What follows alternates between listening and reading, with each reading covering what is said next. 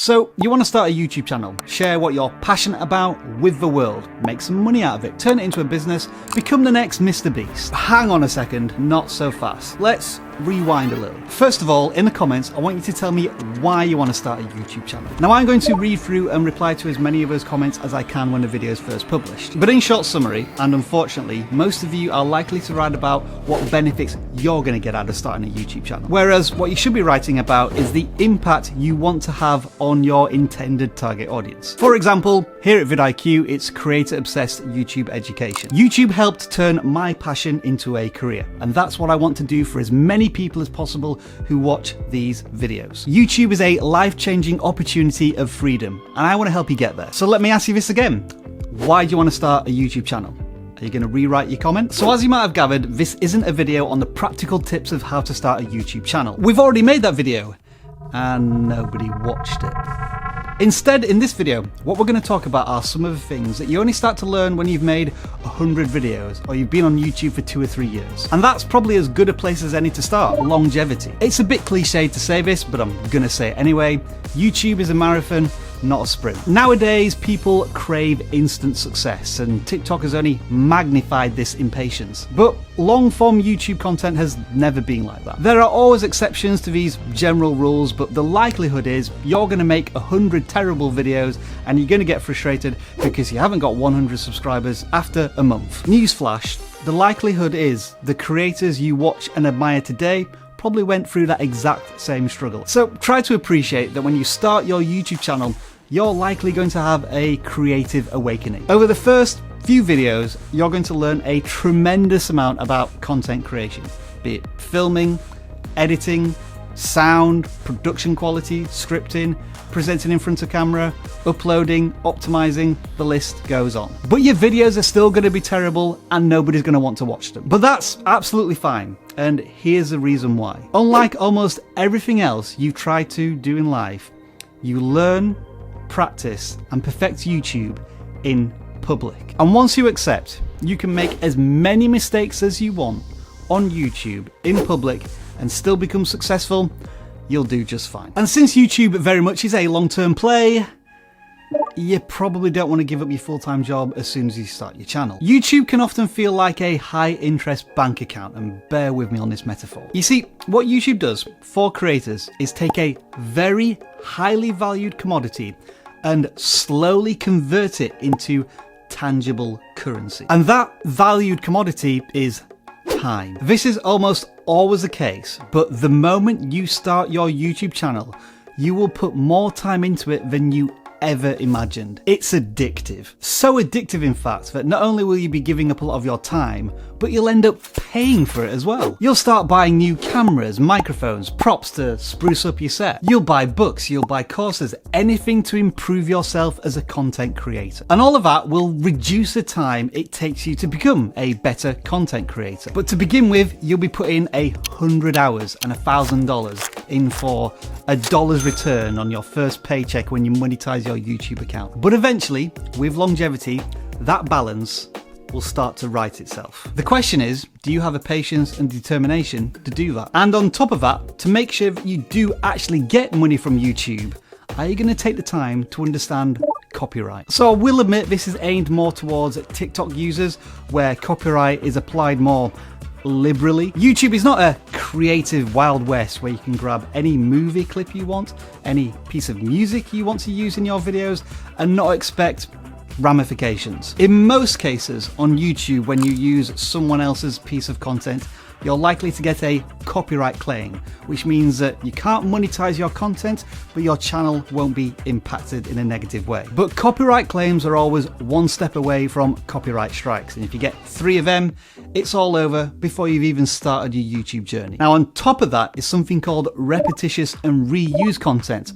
where you may be taking clips from elsewhere, turning them into montages, but YouTube has policies against that as well. Again, you'll probably be fine to upload it and have it on your channel, but you won't gain any financial returns from it. Now, we have covered copyright in a lot more detail on this channel, and YouTube has tons of resources on copyright. Ultimately and definitively, YouTube wants to reward original creators with original content. Do your research, because from the moment you upload your first video, you might be susceptible to copyright. Now, another thing that you need to wrap your head around is that YouTube doesn't actually start when you press this button. If you're just filming stuff and throwing it onto YouTube, then I'm afraid you're not considering the optimization that's required for this content platform. Optimization comes in many different forms, and you might be thinking of the traditional search engine optimization, where you have to consider what keywords you're including in your tags, titles, and descriptions, and trying to rank your videos as high as possible in search. And while that can still be important for some channels, what's important for all channels is optimizing your content as much as possible before you even press record. And that simply starts with the idea. Is what you're about to make actually interesting for the audience you want to watch your content? Next, and this is something we try to instill in creators as early as possible as a good habit, title and thumbnail. These are the two things a viewer sees first before they even click on the video. And yet, creators often do the title and the thumbnail at the very end of the creative process. When you're excited to just get started, titles and thumbnails feel like something that you can just leave until the end. I was the same, and it's taken me thousands of videos and a decade's worth of content creation to realize that this is backwards thinking. Having a thumbnail and title, or possibly multiple variations, before you even press record will help guide your content. And it also makes that final upload process easy. And this is where vidIQ can help you, by the way, because we've got a selection of tools that will help you optimize your videos, from title generation to thumbnail previews to, yes, keyword research as well. We'll link all of that in the video description, and we'll show you how to use all of it in future videos and live streams, so do make sure to join us on a regular basis. Now, notice how I didn't ask you to do this. Well, that's because, #controversial, subscribers as a number are massively overrated on YouTube. Now, yes, they do have significance when it comes to unlocking tools such as the custom URL at 100 subscribers, the community tab at 500 subscribers, and one of the requirements for monetization, 1,000 subscribers. But if you think subscribers automatically lead to future views, I'm afraid you're sadly mistaken. Let me explain it to you like this.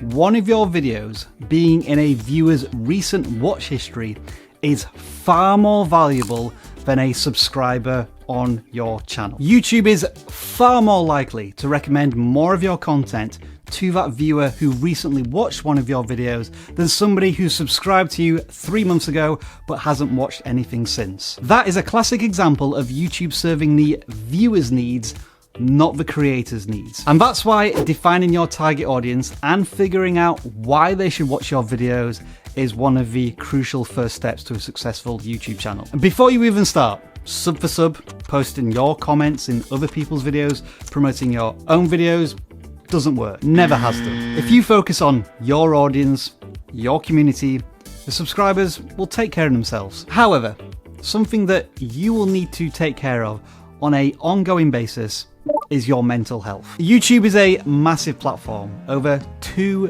billion monthly users. Unfortunately, not all of those users are positive. The truth is, you're never going to please everybody, and there are some toxic people out there who just want to drag you down no matter what. And you'll see this trolling, spamming, negativity in the comments of almost all of your videos. It even happens here at vidIQ, where we just want to help people grow their YouTube channels. Now, obviously, everybody has different coping mechanisms for toxicity on the YouTube platform. This is what I think. First of all, there is constructive criticism, and that is a good thing. And if you're hearing the same type of feedback from multiple sources, there's probably some truth to it. But when it comes to downright negativity, I know that I can go into the comments and find 10 times as many positive, supportive comments. And I also accept that no matter what I say or do, some people in the comments of our videos aren't ready for our help or simply never want my help. That's fine. I'm not going to waste my valuable time on those people. I'm going to focus on those who want help and are positive about it. And if the worst comes to the worst, YouTube does have a few tools that will help you, such as automatically blocking certain words from your comments, hiding certain viewers' comments from your videos, and also increasing the strictness of your comment moderation. So it removes stuff like spam and negativity. And then there's you. Did you know you are the only you on YouTube? Make sure people know that. I mean, we're not the only YouTube education channel on YouTube, so why are you watching us right now?